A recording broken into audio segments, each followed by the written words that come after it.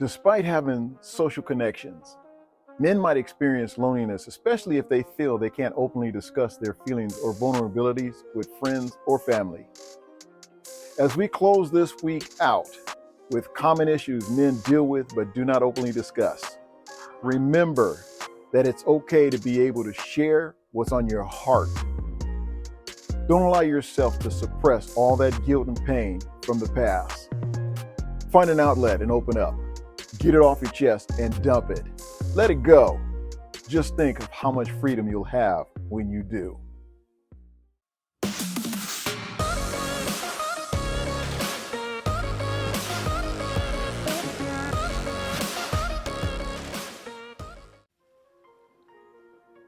All right, we are back. Welcome back to Today's Man Podcast. I want to welcome you to the show. I'm your host, Malachi, and it is with great pleasure to be back with you once again. First and foremost, before we jump right into this last challenge, I want to say thank you to all of you who have gone with me on this journey. This was a 7-week journey talking about common issues that men deal with and do not openly discuss. And hopefully you had a chance to either listen to the podcast or watch the live recording that's available on YouTube. And I've been putting shorts on TikTok and also on Facebook just to give people a little taste of what we're talking about in the podcast. Now, if you want to view the full-length podcast, if you're watching for the first time and you want to know what we're talking about, you can go over to YouTube and there will be a link in the description on how to get there. And it's under Life's Word Ministry and it's Today's Man Podcast. And you have a chance to view many of the other past podcasts as well. So with that being said, let's jump into this. Oh, wait, just a minute. Before we do, ladies, I have finally finished your prayer journal. That's right. I finally finished your personal prayer journal. It's called Dear God, It's Me. Personal prayer, daily prayer journal just for you. I had stated I was going to finish it. I finally finished it, got it submitted for review, and it takes about 72 hours for it to be reviewed, and it will be out, ready for you to purchase on Amazon.com. The links and all the information to the journals, the notebooks, the puzzles that I've created will all be down in the description so you can pick you up whatever your heart desires, and I appreciate your support on that. Be sure to pick up a couple of copies and bless someone. They make a great gift. I'm telling you, for women, for men, for children, great information for you to share with other people and bless someone. All right, so with that, let's jump into this and let me give you a brief recap of what we've been talking about. In week number 1, we talked about emotional expression and how societal expectations sometimes discourages us men from expressing our emotions. And by doing that, it leads to internal struggles in dealing with feelings like sadness, anxiety, vulnerability, and the list can go on and on. And we need to be careful about societal expectations and what society dictates to us as men. Week number 2, we talked about work-life balance. Balancing a career and personal life can be very challenging. We all know this. And there are some men that are grappling with the pressure to be successful in their professions while also wanting to fulfill family and personal responsibilities. And you have to have a good balance between the two, your work life and your personal life, your work life and your family life. There has to be a good balance there. In week number 3, we talked about self-esteem and body image and how important it is for us as men to keep our body image up. Men may experience insecurities in their personal appearance. I know this can be daunting sometimes, and this will lead to issues relating to body image and self esteem. And because it's funny when you wake up in the morning, you look in the mirror and you go, "Whoa, who's that guy?" Right? I know I do sometimes.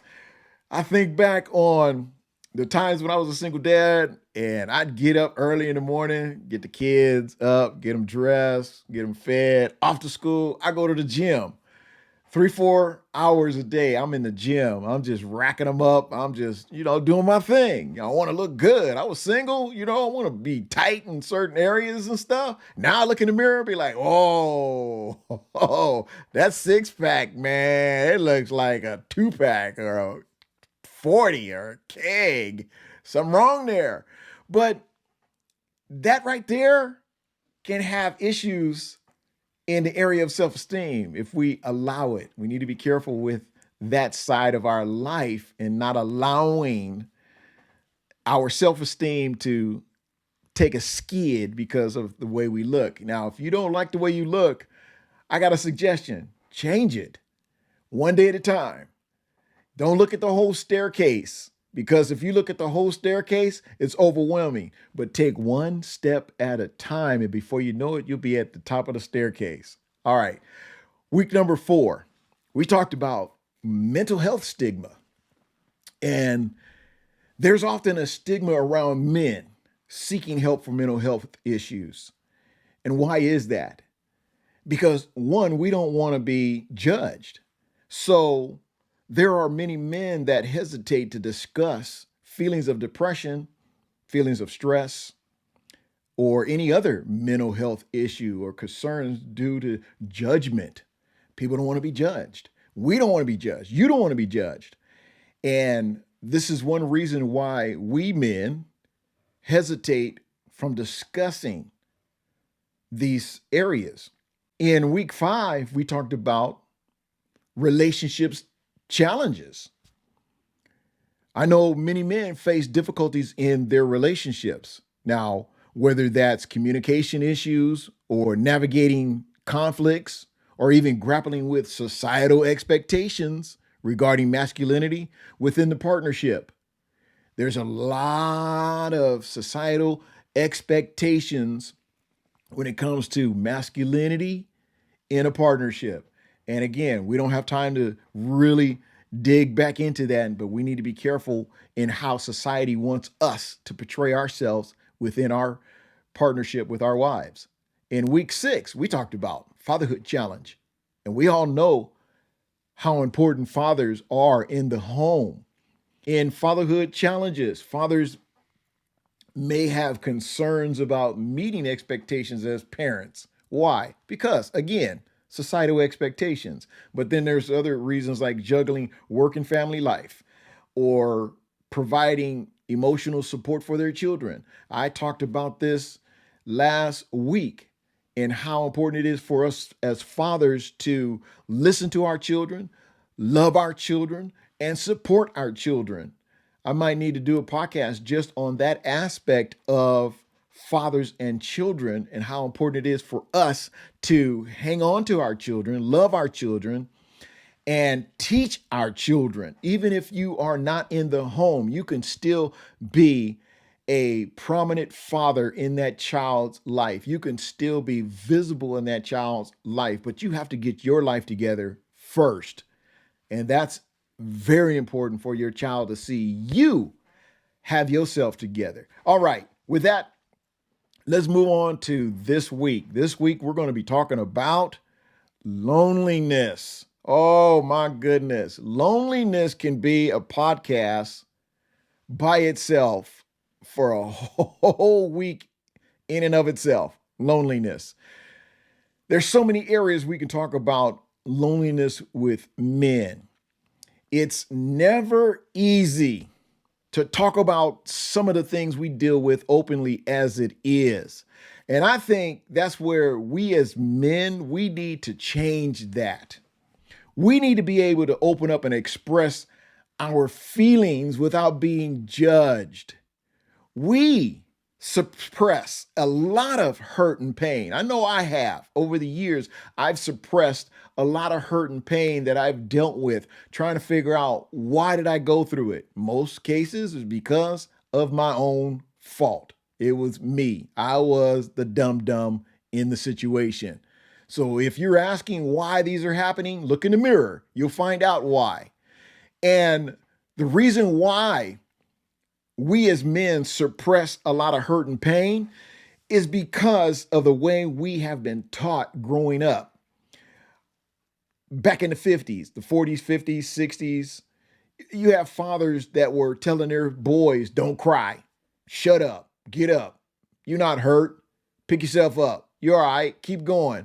Instead of going to that child when he's hurt and confused and loving that child, supporting that child, and explaining to that child certain hurts and pains, we'd be in a whole different situation in life if fathers took that attitude, took that mindset with their sons. There's nothing wrong with loving your sons, nothing wrong with loving your daughters. You need to love on your sons. You need to love on your daughters, or else someone else that shouldn't, they're going to do it. And you really don't want that to be the case. You want to be able to show them real, pure, godly love in and out of the home. Show them your love for their mother. You may not be in a relationship with them, but you can still show love and respect to her so they can see there is something about respecting one another within a relationship. We need to be able to open up and express our feelings. We need to learn how to unpack some of the hurt and the pain that we've been dealing with. Well, let me tell you this, man. I, for one, I wasn't raised to suppress my feelings. I didn't grow up in that type of home. I was blessed, I must say. I was very blessed to have a mom and a dad in the house. Both of them were devout Christians. My dad was a pastor.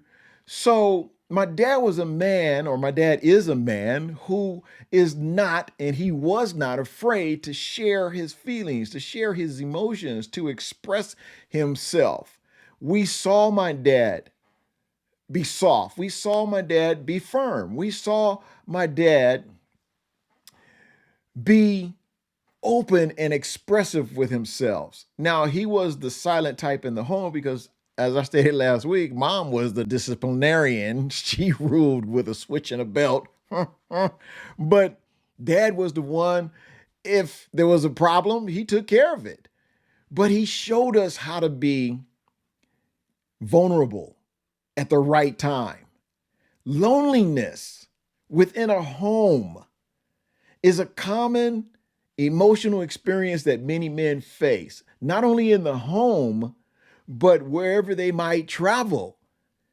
And addressing it requires intentional efforts to build connections and to foster a sense of community around them and around you. Now, as always, I'm going to give you some points. I'm going to give you some bullet points. Here are 8 strategies to cope with loneliness.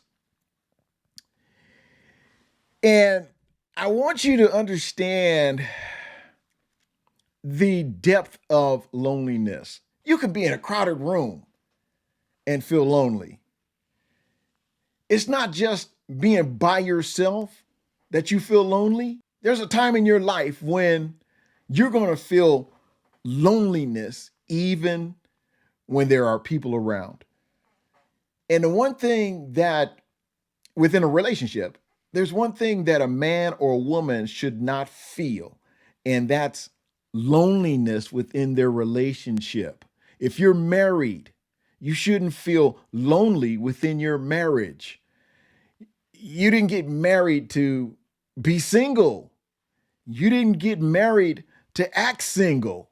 You got married because, one, you fell in love with that person and you wanted to commit yourself to that person for the rest of your natural born life. And you should not feel lonely. You can be alone now, Nothing wrong with being alone, but that loneliness, it's dangerous because the mind will start thinking, the mind will start wandering, and then all of a sudden, that gives room for temptation. Let me give you the first strategy to cope with loneliness. Number one, I call it the isolation epidemic. We as men, as a society, as a whole, we must break the silence on male loneliness. There's a lot of men that are lonely and hurting. Loneliness among men is a silent epidemic that affects countless individuals all over this world. This isn't just a singular thing, this is a worldwide thing. Despite its prevalence, many men I find feel ashamed or not able to openly discuss their feelings of isolation. Why? Because society often expects men to appear strong and self reliant, making it challenging for any man to admit when they are struggling with loneliness. Now, by breaking the silence surrounding this particular issue, we can begin to address our feelings and seek support from others. But we have to be willing to break the silence. You have to be willing to take the lid off. You got to be willing to crack the seal and talk about it.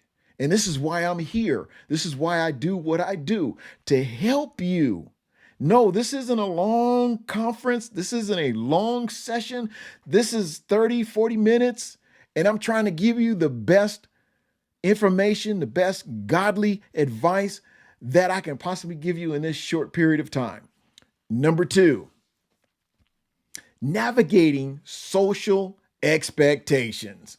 If you followed me for this past 6 weeks, you've heard me talk about societal expectations.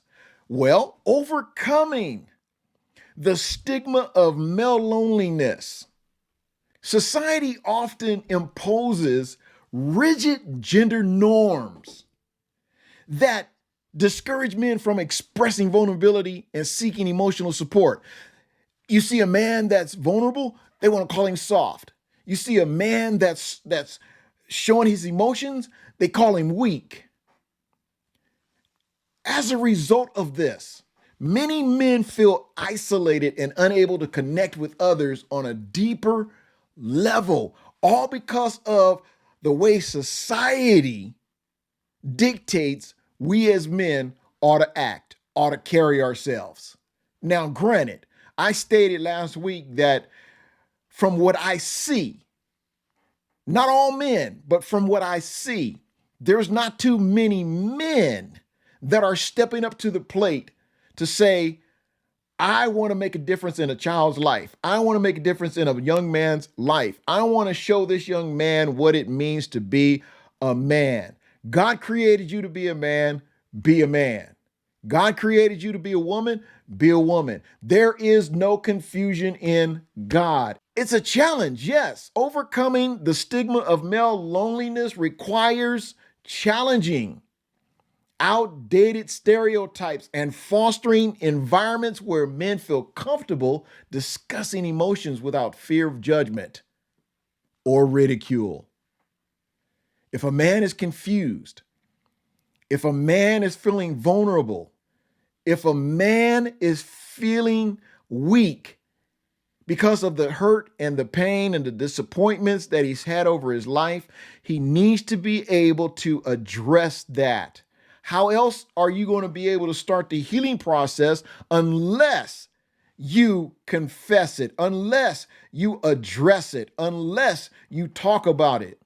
You need to talk about it in a safe environment, in a Christian environment, in a godly environment, to where it can be explained to you, can be demonstrated to you, can be motivated to you, can be mentored to you, can be read through the Word of God to you. You pray about it so you can stand on what God created you to stand on, your manlyhood. Number 3, finding connection in a digital world. Combating loneliness through technology. That's an interesting subject. That's an interesting thought. Because in today's digital age, technology actually offers new avenues for combating loneliness and connecting with others. Social media platforms, online communities, and virtual support groups provide opportunities for men to find companionships and emotional support. Again, here is why I do what I do, because I want to connect with you. I want to connect with you. I want to connect with other men through this platform. God has given me this platform to share certain topics for men. That's why it's called Today's Man. But it's Today's Man overall because it's mankind, because there are certain topics that I'll deal with women as well. There are certain agendas that I will deal with man and woman. So combating loneliness and connecting with others, this is a great platform for that. I've learned that embracing technology and actively participating in online communities, we can expand our social networks and alleviate feelings of isolation. You might not be that touchy-feely type of person. You might not be that type of person that's hands-on with a lot of people. So this type of platform might be perfect for you. Start a podcast. If you've never thought of it, it's very easy to do. This is a way that you can express yourself. You can have your very own podcast. You can talk about various topics. You can talk about personal issues, and you can address certain things that other men can identify with. And it's a great way for you to alleviate some of that isolation. Yes, I'm here alone. I'm here by myself, me and my 2 cats and a turtle during the day. And even in this time of being alone, I can really meditate on God. I can really worship and praise and give God thanks because I have no interruptions. I have no one bothering me. I have no one disturbing me. And it's a great time for me to be alone with my thoughts and be alone with God. The whole house becomes my prayer closet. Now, when the wife comes home or somebody's here, then I go into my private prayer closet and pray. But when nobody's here, me and the cats and the turtle, the whole house is my prayer closet. But it's a great way for you to get away, get to yourself, and to hear God speak to you. Number 4, cultivating meaningful relationships. We need to cultivate meaningful relationships. Some of the relationships that we have, are they meaningful? Some of the people that are in our lives, are they meaningful? Some of the people that we allow into our inner circle, do they need to be there? There are a lot of people that are on the front row of our car that don't need to be riding in the front seat. There are a lot of people that don't need to be on the front seat of your life. They need to be let go, need to cut them off, need to just dismiss them, let them off at the next stop, something. But there are a lot of people that you are allowing to go with you on your journey that don't need to be going with you on your journey. Building stronger connections is what's important. Meaningful relationships. They're essential for combating loneliness and fostering a sense of belonging. However, now, many men, I know you struggle to cultivate deep connections due to societal expectations or personal barriers. But by prioritizing authentic communication, empathy, and vulnerability, you can build a stronger relationship with your friends, your family members, and romantic partners. ultimately reducing feelings of loneliness. You might not be married, but you have a special friend that you like to be around, and you're in a relationship with this person. You have a chance to just sit down and talk with this person, develop a stronger connection with this person. Do it godly now. Do it godly. But you have a chance to open up and express yourself if you can trust them. So it's very important to cultivate meaning for relationships. Number 5, the power of self compassion. You know, overcoming loneliness from within is something that takes a little time and practice. Self compassion plays a crucial role in overcoming loneliness and cultivating emotional resilience. Instead of harsh self criticism, we've all been there, right? You can practice self compassion by treating yourself with kindness and understanding during times of loneliness. You know that self-talk? Self-talk is important. You can talk yourself into something and you can talk yourself out of something. By acknowledging your feelings without judgment and practicing self-care, you can develop a greater sense of self-worth and resilience in the face of loneliness. Just because you're by yourself doesn't mean that you cannot build yourself up. You can't talk yourself up. You can't encourage yourself. That's a great time for self-talk. That's a great time to build yourself up. What did David do in the Bible? David had to encourage himself. So if there's no one around you, you need to learn. You need to practice how to encourage yourself, how to build yourself up, self-talk, how to motivate yourself. If nobody's around to motivate you, learn how to motivate yourself. If nobody's there to build you up, learn how to build yourself up until you get into a group to where you're around a lot of self-motivators and a lot of motivating people that's their job is to motivate you. A lot of motivational speakers. But if you're not in that arena, if you're not there, learn to do it yourself. And number 6, seek professional help. Now, if you've listened to my past podcasts, then you already know that I'm an advocate for seeking professional help when it's needed. If feelings of loneliness persist and impact your well-being, consider, by all means, please consider speaking with a mental health professional, spiritual advisor, pastor, spiritual counselor. They can provide guidance and support that's tailored to your specific situation that you're dealing with right now in the present, despite the stigma surrounding mental health. I know that seeking professional help is essential for addressing issues such as depression, anxiety, or even trauma. There are a lot of people that's dealing with trauma right now, dealing with depression, dealing with anxiety. You need to have someone in a professional status, in a professional setting that can sit with you, talk with you, counsel with you, and by all means, pray with you.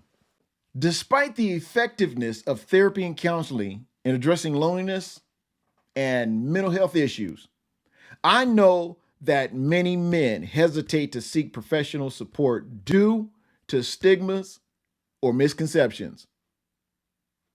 But I want to tell you this: therapy provides a safe and supportive space for men to explore their emotions, developing coping strategies, and build healthy relationships.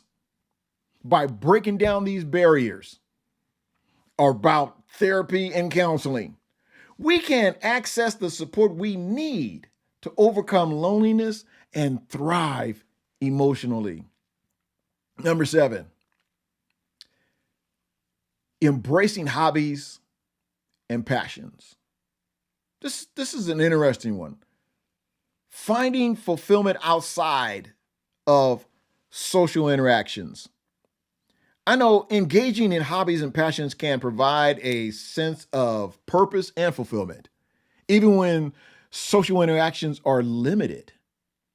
Now, whether it's pursuing creative endeavors, outdoor activities, or intellectual pursuits, investing time in hobbies, you know what this does? This allows you to channel your energy into something meaningful, and it alleviates feelings of loneliness. And you know what else? Hobbies can serve as an avenue for meeting like minded individuals and expanding social networks. And that's what it's all about, finding like minded individuals and expanding your social networks. Number 8, and we're going to close out with this one: community outreach and volunteerism. Now, this isn't a favorite of mine because I really don't volunteer per se. Finding connection through service is a good way to alleviate some of that solitude or that loneliness. Getting involved in the community outreach and volunteer activities, these can offer you the opportunity to connect with others while making a positive impact in your community, in your church, in your office. Whether it's volunteering at a local shelter, passing out food, passing out bread, passing out clothing, whatever, participating in charity events, or even joining community organizations, giving back can foster a sense of belonging, and it will combat feelings of loneliness. And you know what else? Volunteering exposes you to diverse perspectives and experiences, enriching your social connections, and it's reducing isolation. Now, like I said, volunteering isn't high on my list. People always want to volunteer you for something, and then they get mad because you don't want to do it. And my thing is, it is volunteering, right? So why are you getting upset with me because I don't want to be self-volunteered? People need to respect people's time and their life. If you ask someone to do something and they decide to decline, don't want to do it, don't get mad. Find somebody else to fill that spot. Don't get mad now with people that don't want to do it. It's okay. Nothing wrong with it. Now, as we close out this series, I want you to remember this. Overcoming loneliness is a gradual process, and small steps can lead to meaningful connections. And as I stated earlier, don't be so overwhelmed with the whole staircase. Take one step at a time. Be patient with yourself and consider trying a combination of these strategies that we've shared today to find what works best for you. Not everything is going to work for you, and that's okay. You should feel at ease doing something that you're interested in. And if you're not interested in it, you should still feel at ease. It's okay to say no. Don't allow people to get you to feel guilty because you don't want to do something or you don't want to participate in something that you feel that it's not right for you. I don't know where people get off trying to make you feel guilty because you don't want to do a certain thing. They throw that, oh, you need a attitude of gratitude. Well, I do have an attitude of gratitude. It's just that this particular thing that you want me to do, I don't want to do it.